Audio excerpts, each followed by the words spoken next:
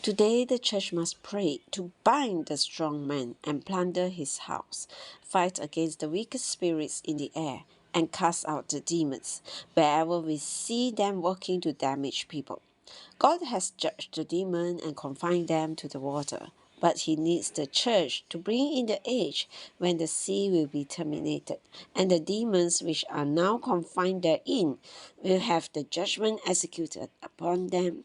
The dead in the sea cannot be human beings, but must be the demons. The Lord Jesus, when in the flesh as a man, began to execute God's judgment. He was manifested that he might undo the works of the devil. The Lord gave his disciples authority over all the power of the enemy. When the disciples cast out demons, Satan fell from heaven. Through his death on the cross, he destroyed the devil. He has bruised the head of the old serpent.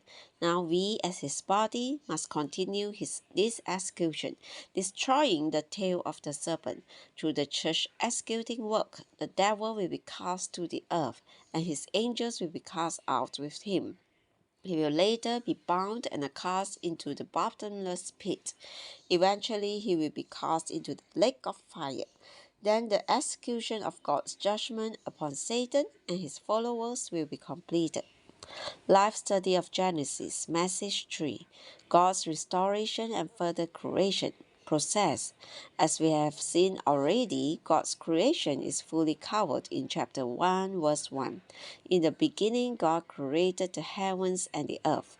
Also, Satan's rebellion is covered in the first half of verse 2. And the earth became vast and empty, and darkness was upon the surface of the deep.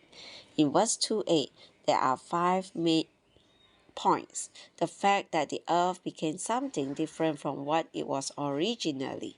The waste and the emptiness, the darkness and the deep. Keep these 5 items in mind.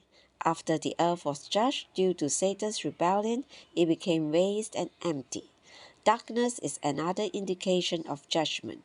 Exodus chapter 10 verse 21 to 22 and Revelation chapter 16 verse 10 show that darkness is a result of God's judgment. There was darkness when God exercised his judgment upon Pharaoh, and there will be darkness when he exercises his judgment over the Antichrist. Thus the darkness in Genesis 1:2a points to God's judgment.